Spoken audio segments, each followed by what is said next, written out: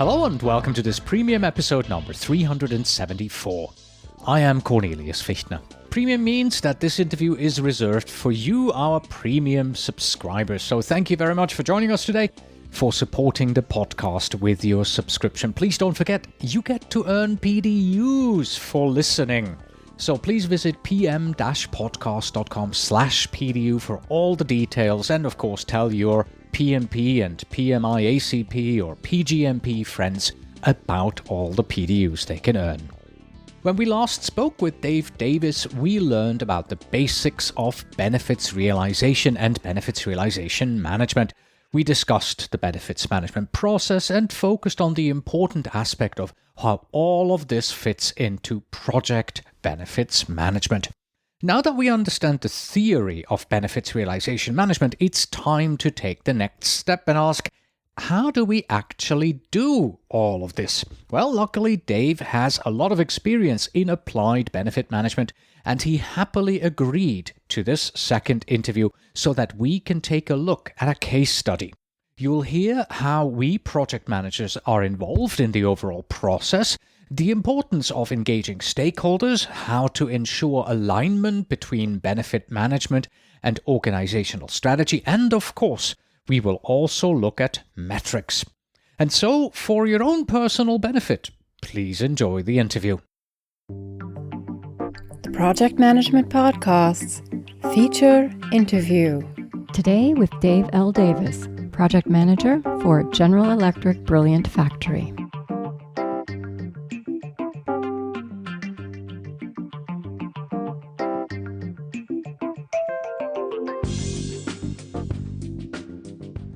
Hello, Dave. Welcome back to the Project Management Podcast. Well, thank you for having me.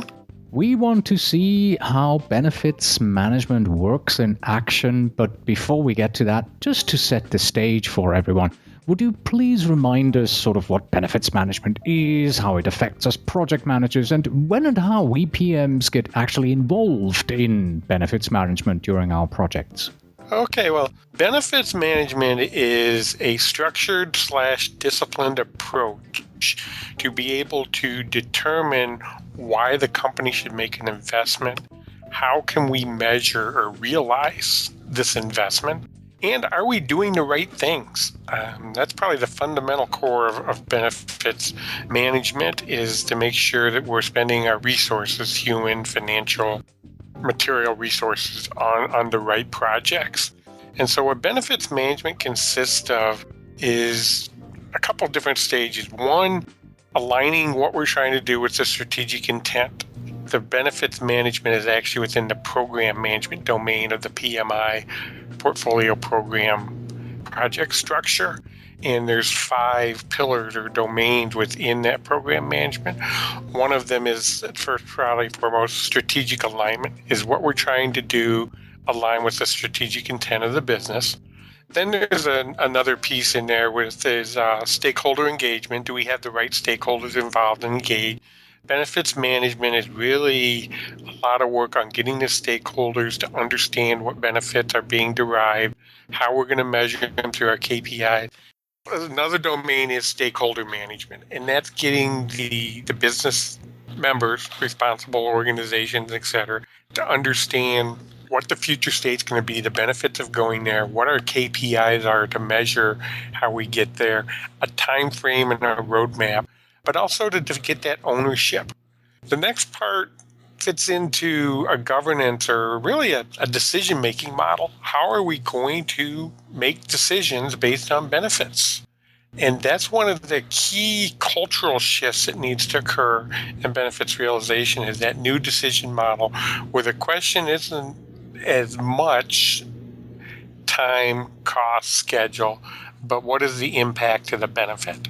And there's real tight alignment, so don't think I'm saying something along the lines of we're eliminating the triple constraint. We're using the triple constraint at a deeper level in order to find that ultimate benefit decision. And then there's a basic project life or program life cycle piece to this, which is identification of benefits, start to do the work, monitor, control. And then the fifth domain of the program management standard is benefits realization, which gets into getting this investment back. What are we looking for in a time frame, and also being able to adjust behaviors based on the way the benefits are being realized. And I want to stress at this point that benefits management is not just financial tangible benefits. There's a lot of organizations that look at intangibles, things such as employee satisfaction. So they look at maybe employee survey results, net promoter score, what are customers likely to say about us to somebody else to use our products. So the idea of the benefits management is stretching long beyond the financial return or the ROI, but bringing in company culture, company strategic objectives, et cetera, et cetera. So what I've been involved in several organizations is taking that academic perspective per se and put it into practices in order to realize benefits back to the organization. All right, thank you. With that out of the way, let's take a look at benefits management in action, and what better way than to do that than through a case study. Tell us a little bit about the case study. What industry was it in? They're in the financial services insurance industry. So a pretty large company then. It was a very large company. It's a Fortune 100 company. Oh, okay. Very large. Yes, it's very large. You have seen their advertisements on TV. I'll say that for them. Okay. How many people were directly involved in the benefits management effort? Directly involved. Now, I was part of a team I was a title of executive advisor, but we were a small team of 7 people to define the benefits management practices. As far as our initial introductions and et cetera, where we had 4 or 5 large programs that were doing it, we were in the neighborhood of 140 people that were involved in that. And each program probably has in the neighborhood of 15 to 25 people that have various areas. And in the financial services, as you can imagine, a group that's dealing with some sort of regulatory program may have a different set of stakeholders, that there may be more people in the legal department per se than a group that may be involved in some sort of claims adjustment program. So to give the mix, it's as a business should be, it's going to depend on what the program initiatives are. Who was the sponsor of this, and why did he or she want to pursue benefits management? Well, the sponsor, this is one of the little problems. The sponsor was actually the IT organization, and there's a portfolio management office that decided to pursue this. And it was a little bit of the tail wagging the dog. The most successful organizations I've seen with benefits management has been enterprise-wide. This being IT focused mainly on the delivery of IT products and services.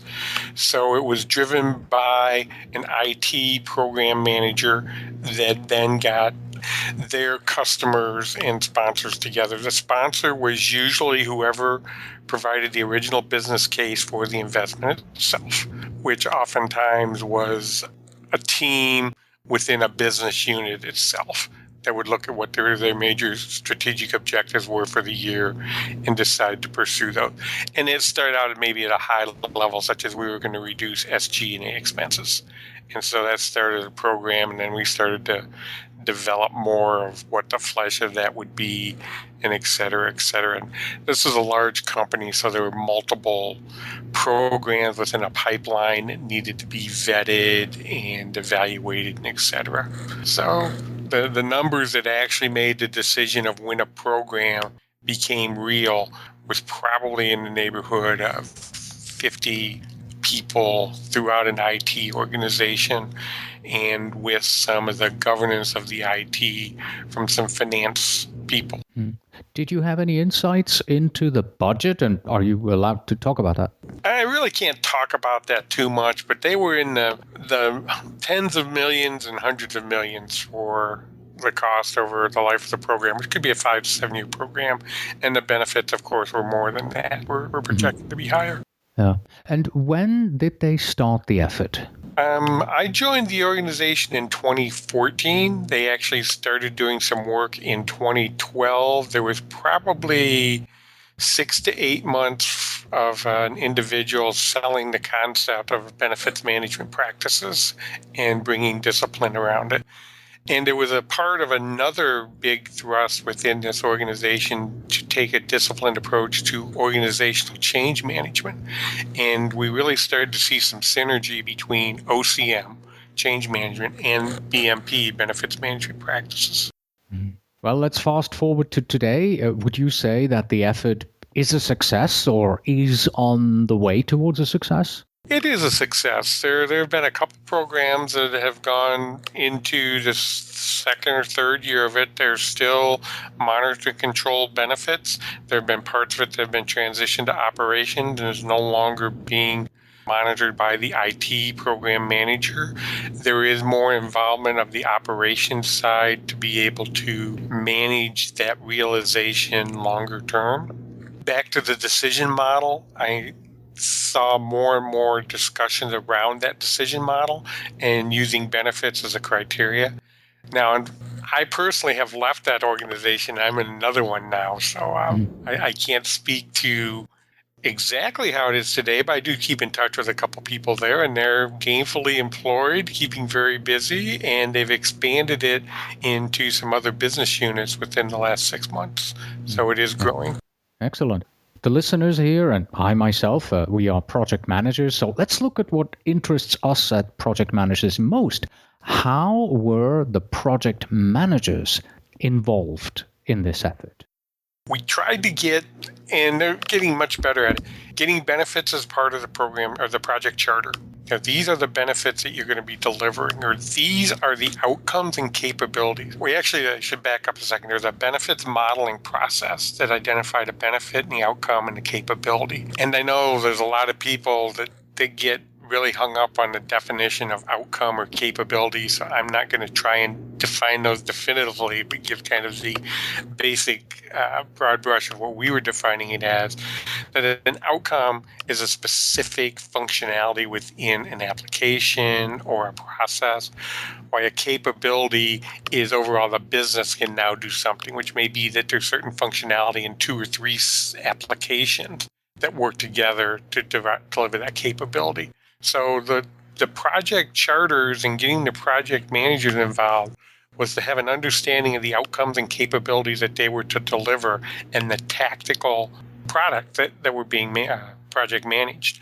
But with the understanding that these tactical outputs, capabilities, fed an overall benefit structure. These were the KPI that were measuring that. And what you're doing here, that these will actually be behaviors or capabilities that drive these KPIs. So if you think of a thermostat, you set to a certain number to drive the temperature in your house. So they were given that information that, this thermostat is what you're going to be driving to. And you know how that if you turn it to the left, it's going to be colder. If you turn it to the right, it's going to be warmer. You need to make sure that your project is delivering so that thermostat's able to deliver the overall comfort. That may be a weak analogy. I'm doing it on the fly.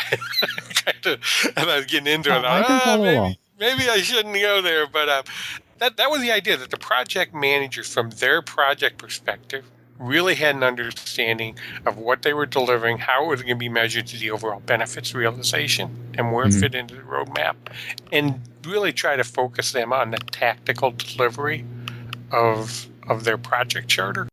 In our first interview, we talked about 3 areas. There was the plan and model the benefits, align the plan with stakeholders, and realize the benefits. Was the effort from this particular case study using this approach? Absolutely.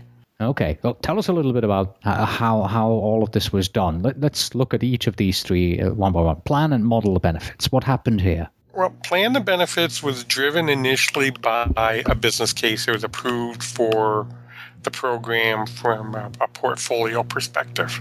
Once that was defined, a program manager was assigned who had a couple different avenues to pursue. One was really to understand the business case, research business intelligence, what were some things happening in the industry and et cetera that would contribute to this, and then do benefits elicitation sessions. And there were several well-defined benefits elicitation sessions in which key stakeholders would get together, block off time. They weren't like 2-day workshops at a time. They were more like half-day sessions where we'd do an iterative approach to maybe focus on a particular area. Maybe revenue would be one cost reduction in a specific area. Like how can we reduce cost of handling a customer inquiry, and that could be a couple ways. It could be cost of overall managing a call center. Can we do things such as less footprint on the desk of technology or different areas of time or whatever? Or could the technology do things to route calls certain ways? What can these applications do to make it easier for the customer service agent to be able to answer the inquiry? So we looked at those in different ways and started to categorize and just brainstorm literally sticky notes of this could be a benefit, this could be a benefit, this could be a benefit. Into that one session, we kind of group those together, get them out to people, let them review them, think about them, come back a couple weeks later, and do a filtering, boil down to where there'd be a set of maybe 6 major categories. 6 at the most, probably maybe 3 to 5 major categories. And then within there, a range from 3 to 20 capabilities or outcomes that need to be done in order to deliver that. And then looking at that over time. So we started to take this list from a planning and modeling, what we thought we could be able to get benefits from, how we could measure that benefit. And we also had a quantification part. I mean, we tried to do it with data because people, we could save 4 minutes a call if we did this and this. Our agents are spending let's now look and try and do some real data.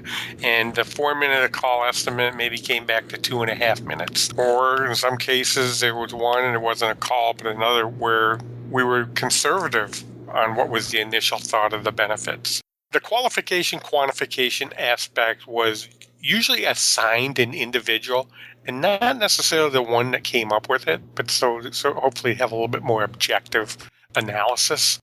So all these things came together with the model, what the outcomes and capabilities then that could deliver that, what the KPIs were to measure it, what benefits should be measured on a quarterly basis. And so we didn't go below a quarterly basis on when we were to see these benefits come back that were quantified. And then a roadmap of which ones were dependent on the others, and over time, which ones would be delivered, and which benefits maybe only had a short lifespan. They maybe would not last the whole project itself, or that were dependent on another one before they could even start to be realized. So that came in with the roadmap. Yeah. Let me ask you a quick question here. Was this done on a project basis, or was this done on an overall basis, or all of the above? All of the above. Okay. The overall basis to define the projects, and the projects did that too, and returned back to results. The projects were much more involved in truly defining the KPIs and definitely in defining what produced the data that the KPIs were used to measure against. So you had overall benefits for the effort of benefits management that you wanted to achieve on a very high level, and then the projects themselves, they would develop benefits based on these high level benefits. Does that? Yes, or it's probably better rather than develop benefits, they would understand what benefits they were contributing to. Okay. Got it. That's a better way to describe it. Mm-hmm. All right. And I think, so we've talked about the plan and model the benefits. We talked about the second area, how you aligned the plan with the stakeholders by giving them to them and having them review and come back and working through that process. So I think we are in the third area. How is realizing the benefits? How did that go? Yeah. Well, actually, I'm going to take a minute here for a bridge between the two of what I'll call a discovery of benefits. And this did happen probably more at a project level. As you got into things at the project level, you notice, we never defined that this benefit wasn't defined before, but we think there is a benefit that a tangible result that we can utilize here, or that this project will deliver that wasn't identified before. So there was a discovery process, we called it, of benefits during that project phase that would feed back in, because we had a change control process at the program for managing benefits. Was that a conscious effort? Like, we're Yes. consciously monitoring the environment to see if things are changing? Or was this just, here, found something else? A little of both, but it was mostly a monitor and control. It's very structured monitor and control. And there were also some benefits that fizzled out, that were thought to be benefits at the beginning. And then as we got into it, a lot of times that was more of a duplicate, and we're really measuring the same thing twice, which we tried to avoid, or tracking the same thing twice. But the whole program had a strong monitor control that was looking at that. And actually, on a quarterly basis, they would review the benefits to see if there are any new ones to discover. So that's like I said, that's a bridge between the two. Yeah. Allow me to throw a question in here. I've just returned from the PMI Global Congress, and a lot of the presentations there were talking about strategy alignment between corporate strategy and the projects themselves. Did you have any kind of an alignment, a framework maybe, that allowed you to align the benefits that you designed and with the organization's strategic objectives? Not a real strong one. There was an alignment between strategic intents and the program itself, and I'll say the program charter and the portfolio to the program. But we didn't spend a lot of energy at a project level that says it can go right back to this specific strategic objective. And I'm not saying that was a good choice or a bad choice. We just decided not to go that route because, as I said before, we were an IT-focused thing. I think that had a lot more benefit when you're looking at an enterprise-wide. And, we can get into the whole discussion of Potter's, the only 5 major strategies or whatever, or 3 major strategies in differentiation, and what's a strategic objective and strategic intent. And we had those discussions and realized we're really not at that level. So, Okay. So are we ready to move on to realizing the benefits? We sure are. All right, let's go there. How did you do it? Okay, benefits realization. Benefits don't start to be realized until the project outcomes are being used by the business itself. So that's when we would start the clock that said that these KPIs are available. These are our target for the KPIs for each quarter. This is our level of tolerance. And it could be possible to be 10% above target is the level of tolerance, but only 5% below target. And you think, why would I want a tolerance above target? Well, if you're if you're exceeding the benefit a lot more than you expected, that may be able to not only return more to the business, but also maybe that's an investment or something we can learn from. So with those pieces in mind, the target, the tolerance above, tolerance below, when the quarterly reports would come in, we would do a gap analysis. Are we aligned with, did the results meet the objective?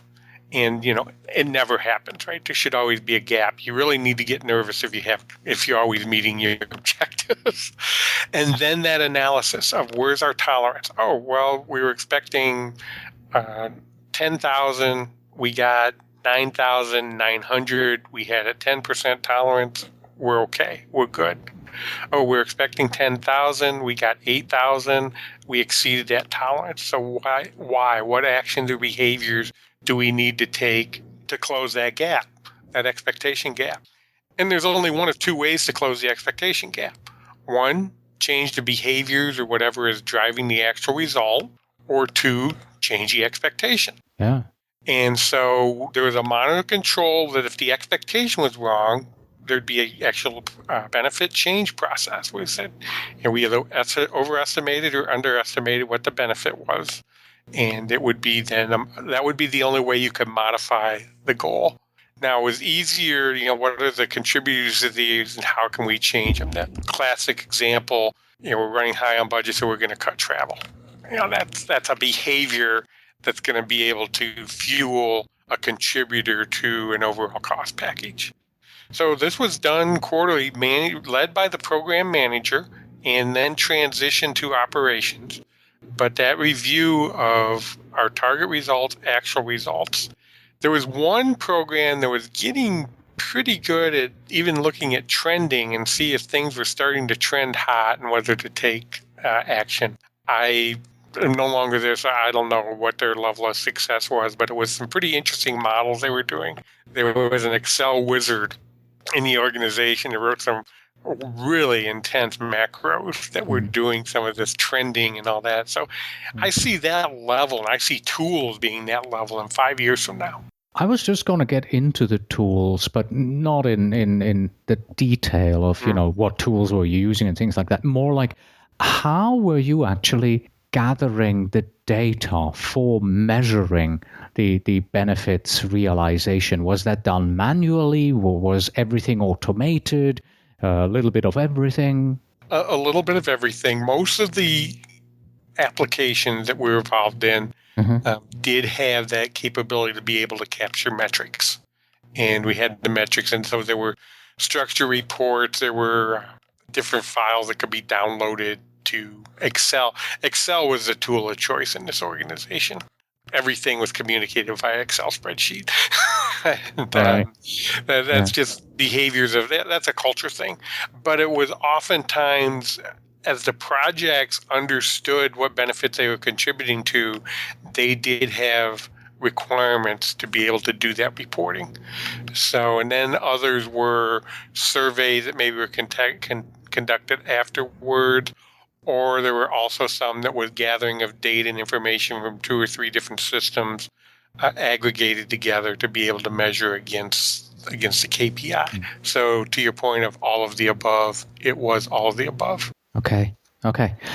We mentioned earlier on that benefits, they really only, they show up after the project is complete. It takes a while for everything to take place and for the project outcome to be implemented.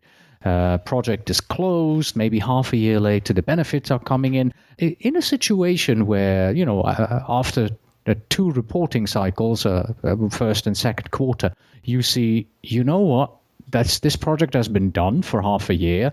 The benefits that we wanted to achieve by doing all of this haven't really been achieved, and we have to do something here. Would that mean, launching another project sort of to almost fix the fact that the benefits are not rolling in the way they were expected?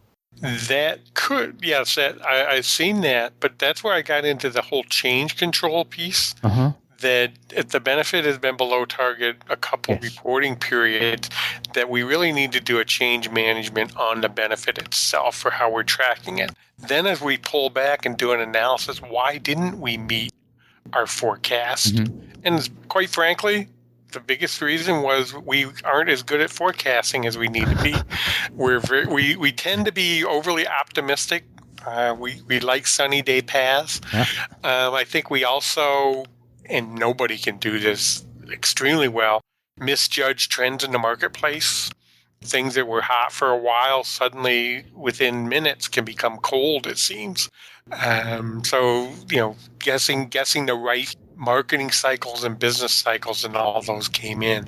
But we did have cases where the reason we thought that it wasn't meeting the projected savings was some of the capabilities weren't delivered as fully as we had thought.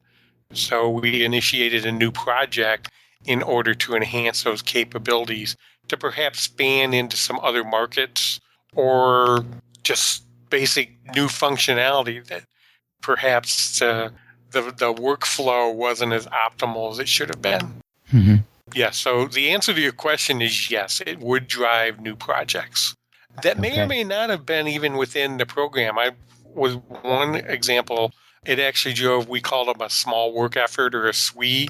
It drove a small work effort, which was a 2 to 3 month project to be able to enhance the interfaces between two applications. And, so using an agile approach, we were able to implement an enhancement that brought that in. And if you'll let me digress for a second, that's probably one of the other things that I think benefits are going to be going to is an agile approach when we start to look at that gap analysis and how can we close that gap. I think that's a good input into an agile scrum or sprint to look at what are some things we can do with a small amount of budget, et cetera. What are some quick gains we can make without having a real elongated approval process and et cetera. So my crystal ball shows a much tighter alignment going forward of benefits reviews being able to drive agile scrums. All right. So much for reviewing the case study. Let's now try and take what you have learned and sort of help our listeners in a more generic way. Let's begin with the metrics here. What would you recommend? What are some standard metrics that every benefits management initiative should consider? Rate of return. What are the key metrics of our business on the whole? I mean, if we're in a financial services and you're doing something with loans, then you should understand what are our major metrics within loans, which are probably along the lines of margins and time to process loans, rejection rate. How can we make sure that we're only giving out good loans, defaults, some of those. So you need to definitely understand the business acumen and how the success of your business is measured. Then I think you need to spend time. Again, by the way, the benefits really doesn't go against the cost too much. There's a point in time, benefits management does not necessarily try to measure that this brought back X amount of ROI based on that particular cost. It's looking at what's coming back to the business on the whole. Now, that's an interesting statement. Can you develop that for us? Because when I think of benefits management, at the top, there's always we want to make more money or we want to spend less money. Yes. Right? And so you're saying benefits management is not necessarily targeted at only looking at money. Well, no, it shouldn't. It should look at the overall new capability the company has when this has happened. Do we have more capacity to do things? Do we have a better reputation with our customers? But the point which had driven this statement was a benefit is not a one-to-one correlation to a cost. A lot of times we would say it would cost X number of dollars to implement this system and try to look at an ROI back. But here a benefit could be contributing to 3 or 4 factors, is what I'm saying. It was what I was saying there. But to your point, benefits management should definitely be looking at more than just tangible cost or tangible revenue. It should be looking at intangibles. Like I said, another thing such as business capacity. Capacity was, I'm going to keep dwelling on that because that was one that I was involved in, that we were able to take some existing space, make it more efficient, and then bring in other capabilities to space that was now made available. So the cost of another initiative, the organization, was reduced because of the benefits that were realized from a previous initiative. So that's where we're trying to get with the benefits of management. I don't think we're there yet in a lot of ways because some old habits die hard, but we should be able to, at a program level, say, hey, not only is this bringing in a certain amount of revenue or cost reduction, but it's going to make our company be able to do these things that we couldn't do before. And that's pretty exciting. Yeah. Looking back, what was the biggest issue that this company faced in this effort, and how did they resolve it? Culture change was the biggest issue. Getting people to realize benefits management as opposed to just a cost benefit.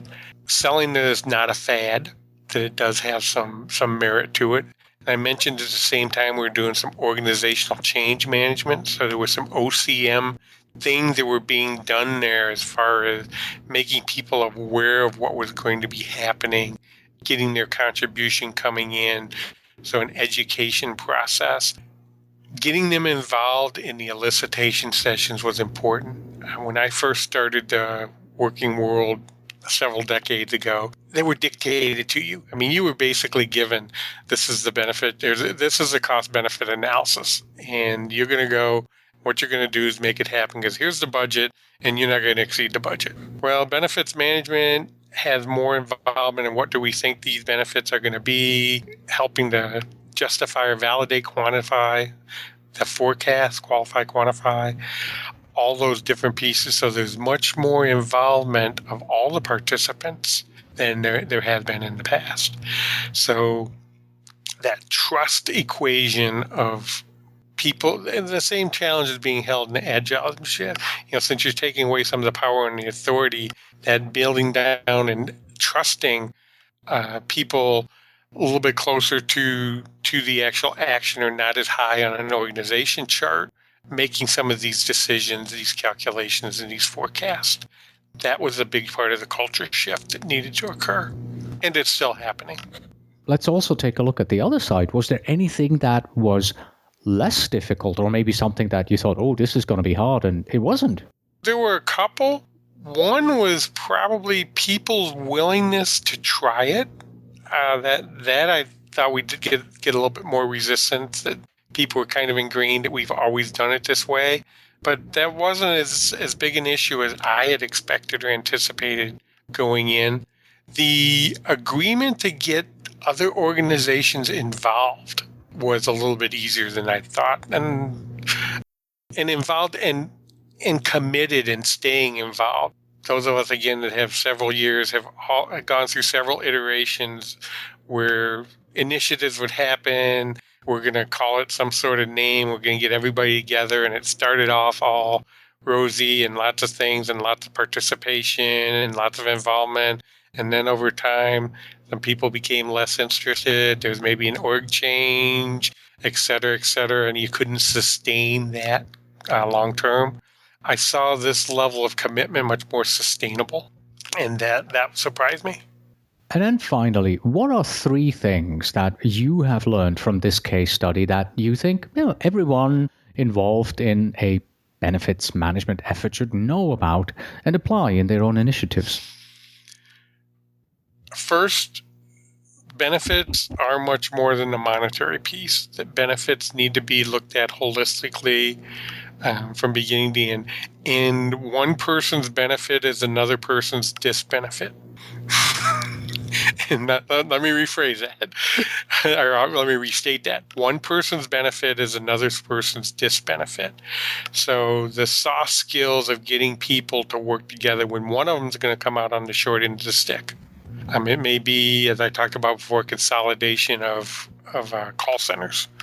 One of the call centers is going to be closed, but that person that's managing that closing call center needs to be engaged and involved. So you're the project manager.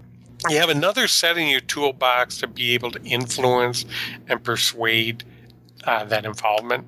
And the benefits to the organization is one of those. The second is we have a lot of improvement to make in forecasting. We're trying and we're getting better at taking out some of the overly optimistic forecasting on both revenues to be earned and costs to be reduced. And we're getting better at utilizing business intelligence in order to forecast that. And then I'd say the third one, those are my 2 biggies. The third, the enterprise-wide, how different organizations would contribute. When there was a gap, different organizations were willing to contribute to resolving it. I saw less of that's their problem, and more of it's our situation. How can we close the gap? And that mindfulness, or that common approach, was one of the things that a project manager needs to be able to harness, and influencing behaviors and that. So the soft skills, again, it's going to come back to the soft skills and the leadership of the project manager, and not necessarily leadership as far as in leading the project, but getting people to think along the decision models of benefits and to make sure that benefits are the forefront of project reviews, requirements reviews as they're done.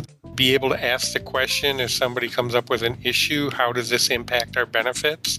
So that's probably the third piece that I saw was that continuation benefit. It's just not a statement at the beginning that says we need to meet this number, and then at the end, did we or did we not? But that constant reminder that it's out there and is the work we're doing contributing to it. Excellent. Well, Dave, thank you so much for coming back on the program and walking us through benefits management in action. I appreciate it. Well, I appreciate you inviting me, and love your podcast. I've listened to a lot of them, and I look forward to us doing things again in the future. And that was our benefits management case study discussion with Dave Davis. And that's it. Thank you very much for listening. As always, you can find us on the web at pm-podcast.com. Please send your emails to info@pm-podcast.com, and when you write, please do tell me where in the world you are writing from. And finally, we have this. Management by objective works, if you know the objectives, but 90% of the time, you don't. Until next time.